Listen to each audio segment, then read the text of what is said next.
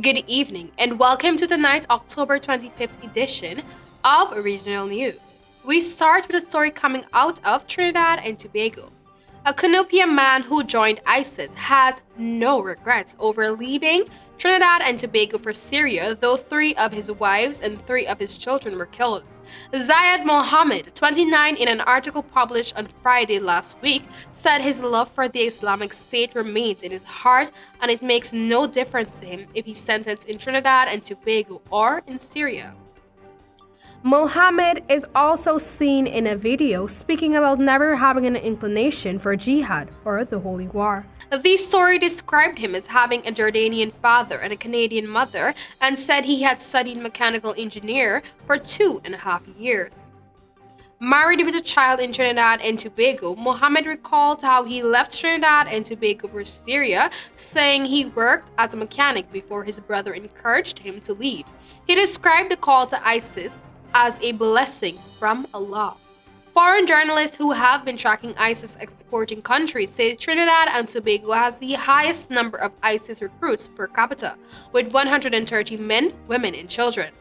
At the height of the ISIS insurgency in 2016 in Syria and Iraq, according to other reports, the number was 240. In news out of Jamaica, a newborn was discovered in a pit latrine in Coxby, St. Mary on Friday morning and later brought to the Gale Health Center in the parish.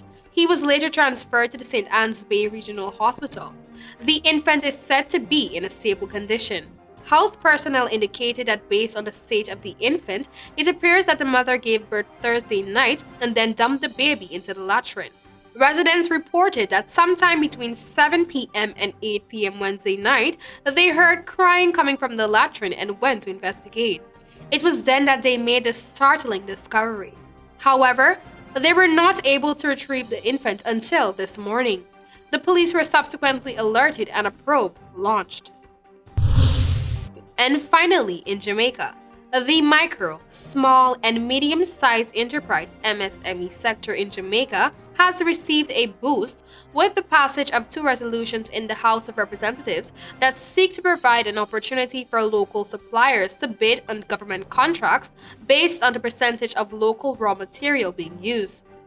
Piloting the Public Procurement Domestic Margin of Preference Order 2019 and the Public Procurement Set-Aside Order 2019 on Monday, Minister of Finance and the Public Service Dr. Nigel Clark said the first order is the application of a prescribed factor on the bid price of foreign bidders participating in international competitive bidding procedures.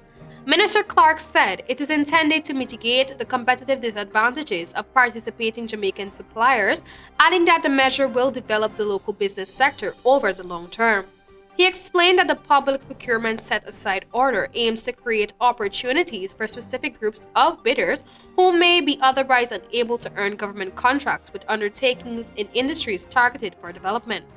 The minister said with the order, micro, small, and medium-sized enterprises will also have access to a certain percentage of government contracts under the Public Procurement Set-Aside Order 2019. The finance minister noted that increasingly governments across the world are using public procurement not only for the economic advantage of gaining the lowest possible cost, but to ensure that cost reduction is pursued with longer-term objectives in mind. And that was all for tonight's regional news. Thanks for joining.